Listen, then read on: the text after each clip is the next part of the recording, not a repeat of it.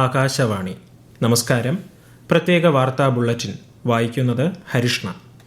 ബംഗളൂരുവിൽ royal ചലഞ്ചേഴ്സിന്റെ IPL വിജയാഘോഷങ്ങൾക്കിടെ Chinnaswamy സ്റ്റേഡിയത്തിന് സമീപമുണ്ടായ തിക്കിലും തിരക്കിലും പെട്ട് 10 പേർ മരിച്ചു. നിരവധി പേരുടെ നില ഗുരുതരമാണ്. മരണസംഖ്യ ഉയരാനാണ് സാധ്യത. അപകടത്തിൽ പരിക്കേറ്റ 50-ലേറെ പേരെ വിവിധ ആശുപത്രികളിൽ പ്രവേശിപ്പിച്ചു. ആയിരക്കണക്കിന് ആരാധകർ വിവിധ ഗേറ്റുകളിലൂടെ സ്റ്റേഡിയത്തിലേക്ക് പ്രവേശിക്കാൻ ശ്രമിച്ചതാണ് തിക്കിനും തിരക്കിനും ഇടയാക്കിയത്.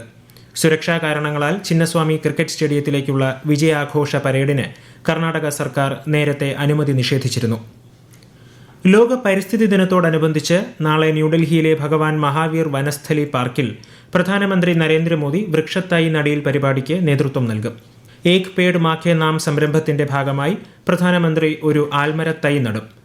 700 കിലോമീറ്റർ ദൈർഘ്യമുള്ള ആരവല്ലി ഗ്രീൻ വാൾ പദ്ധതിയുടെ ഭാഗമാണിത്. ഡൽഹി സർക്കാരിന്റെ സുസ്ഥിര ഗതാഗത പദ്ധതിയുടെ ഭാഗമായി 200 ഇലക്ട്രിക് ബസ്സുകളും പ്രധാനമന്ത്രി ഫ്ളാഗ് ഓഫ് ചെയ്യും. കേരളത്തിൽ പരിസ്ഥിതി ദിനാഘോഷങ്ങളുടെ സംസ്ഥാനതല ഉദ്ഘാടനം ഗവർണർ രാജേന്ദ്ര വിശ്വനാഥ് ആർലേക്കർ നാളെ നിർവഹിക്കും. രാജ്ഭവനിൽ ഫലവൃക്ഷത്തൈ നട്ടുകൊണ്ടാണ് ഉദ്ഘാടനം. ഒരു തൈ നടാം ജനകീയ വൃക്ഷവൽക്കരണ ക്യാമ്പയിനിന്റെ സംസ്ഥാനതല ഉദ്ഘാടനം മുഖ്യമന്ത്രി പിണറായി വിജയൻ നാളെ ക്ലിഫ് ഹൌസിൽ നിർവഹിക്കും. തിരുവനന്തപുരത്ത് നടക്കുന്ന ചടങ്ങിൽ 2025 സംസ്ഥാന പരിസ്ഥിതി മിത്രം പുരസ്കാരങ്ങളും മുഖ്യമന്ത്രി വിതരണം ചെയ്യും. പ്രസവശേഷം വീട്ടിലേക്ക് മടങ്ങുന്ന കുടുംബത്തിന് വൃക്ഷത്തൈ നൽകുന്ന പദ്ധതി നാളെ ആരംഭിക്കുമെന്ന് ആരോഗ്യമന്ത്രി വീണ ജോർജ്. ആരോഗ്യവകുപ്പ് വനം വകുപ്പുമായി ചേർന്നാണ് പദ്ധതി നടപ്പിലാക്കുന്നത്. തിരുവനന്തപുരം SIT ആശുപത്രിയിലാണ് പദ്ധതിക്ക് തുടക്കമിടുന്നത്. പാർലമെന്റിന്റെ വർഷകാല സമ്മേളനം അടുത്ത മാസം 21 ആരംഭിക്കുമെന്ന് കേന്ദ്രമന്ത്രി കിരൺ റിജിജു. ആഗസ്റ്റ് 12 വരെ സമ്മേളനം തുടരും. ഓപ്പറേഷൻ സിന്ദൂറിന്റെ പശ്ചാത്തലത്തിൽ പ്രത്യേക സമ്മേളനം വിളിച്ചു ചേർക്കണമെന്ന പ്രതിപക്ഷത്തിന്റെ ആവശ്യം നിലനിൽക്കെയാണ് തീരുമാനം.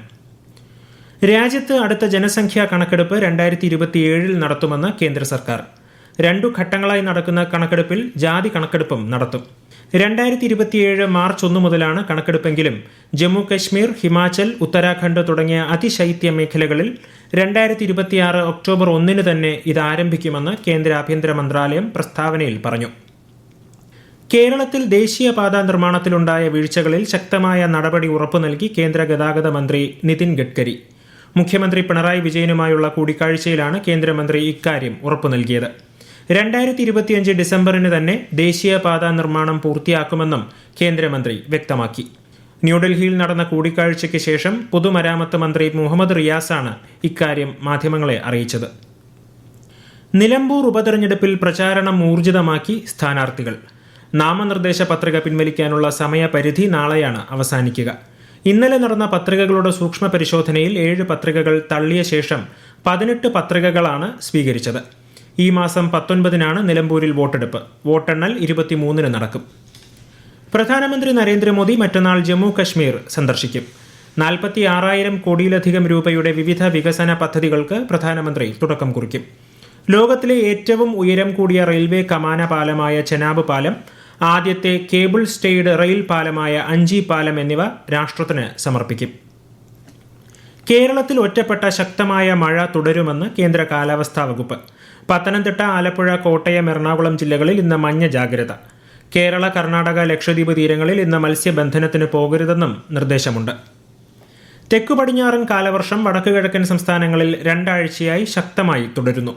അസം, മേഘാലയ ഉൾപ്പെടെയുള്ള സംസ്ഥാനങ്ങളിൽ പെയ്ത തീവ്രമഴ അസമിൽ പ്രളയ സമാനമായ അന്തരീക്ഷമാണ് സൃഷ്ടിച്ചത്.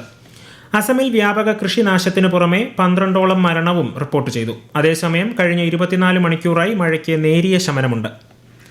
ഈ വർഷത്തെ ഹജ്ജ് തീർത്ഥാടനത്തിന് ഇന്ന് തുടക്കമായി. ഹജ്ജ് കർമ്മങ്ങൾക്ക് തുടക്കം കുറിച്ച് ഹാജിമാർ മിനായിൽ എത്തിച്ചേർന്നു. നാളെയാണ് പ്രധാന ചടങ്ങായ അറഫ സംഗമം. ഇതിനായി രാത്രി മുതൽ ഹാജിമാർ നീങ്ങിത്തുടങ്ങും. 18 ലക്ഷത്തിലധികം തീർത്ഥാടകർ ഇത്തവണ അറഫ സംഗമത്തിൽ പങ്കെടുക്കുമെന്നാണ് വിവരം.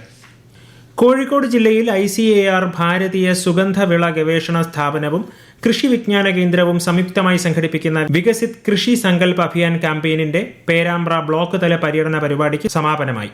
ക്യാമ്പയിനിന്റെ ഭാഗമായി ജൂൺ 12 വരെ ജില്ലയുടെ വിവിധ പ്രദേശങ്ങളിൽ ശാസ്ത്രജ്ഞരും ഉദ്യോഗസ്ഥരുമടങ്ങുന്ന സംഘം കർഷകരെ നേരിൽ കണ്ട് സംവദിക്കും. പ്രത്യേക വാർത്താ ബുള്ളറ്റിൻ കഴിഞ്ഞു. അടുത്ത വാർത്താ പ്രക്ഷേപണം നാളെ രാവിലെ 6:45.